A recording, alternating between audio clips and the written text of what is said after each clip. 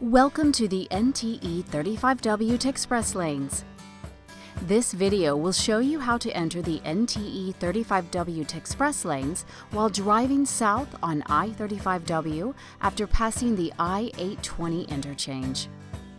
While southbound on I-35W, you will pass underneath I-820 and continue south. Move over to the left lane when it's safe to do so. You will then see a white pricing sign with several toll rates. The first line shows the HOV2 Plus rate for carpool drivers with passengers or motorcyclists who have activated their 50% weekday rush hour discounts through the free Drive On TEXpress app. The second line shows the pricing for vehicles with valid toll tags. If you don't have a toll tag, rates will be higher.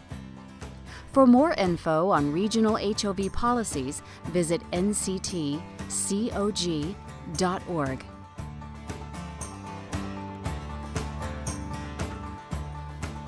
Remain in the left lane, then take the left-hand ramp to enter the NTE 35W TEXpress Lanes. Have a safe and quick trip. We'll see you later.